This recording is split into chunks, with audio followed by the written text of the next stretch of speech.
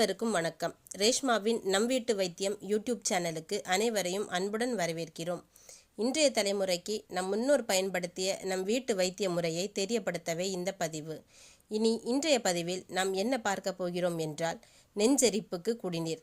இது நம்முடைய முன்னோர்கள் நம் வீட்டில் அன்றாடம் பயன்படுத்தும் உணவுப் பொருட்களை வைத்து பயன்படுத்தி வந்த எளிய முறை வீட்டு வைத்தியமாகும். இனி இதன் மருத்துவ பயனையும் அதற்கு தேவையான பொருட்களையும் பார்ப்போம். இதன் மருத்துவ பயன் என்னவென்றால், இது உடல் சூட்டை தணிக்கும். உடல் சூடு, குடல் சூடு, படபடப்பு, நெஞ்செரிச்சல், கல்லீரலில் அழுக்கு படிதல் போன்ற பல பிரச்சனைகளை சரி செய்யும். இனி நெஞ்செரிப்பு குடிநீருக்கு தேவையான பொருட்களை பார்ப்போம். ஜீரகம் 10 கிராம், மல்லி 10 கிராம், சின்ன வெங்காயம் 10 கிராம், வெந்தயம் 10 கிராம், ஓமம் 10 கிராம்.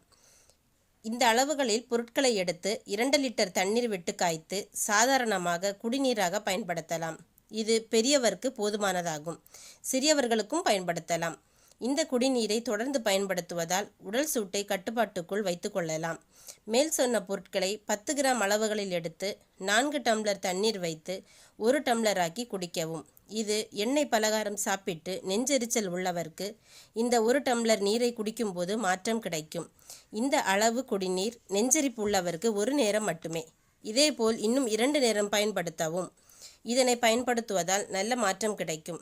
இது முக்கியமாக எண்ணெய் பலகாரம் சாப்பிட்டு வரும் நெஞ்செரிப்புக்கு நல்ல பலனை தரும். உடலில் அதிக பாதிப்பாக நோயின் தாக்கம் காணப்பட்டால் மருத்துவரின் ஆலோசனைப்படி நடந்து கொள்ளவும். அறுசுவையே மருந்து, அதை நீ அருந்து, என்றும் உணவாக. மீண்டும் தொடரும் ரேஷ்மாவின் நம் வீட்டு வைத்தியம். நன்றி, வணக்கம்.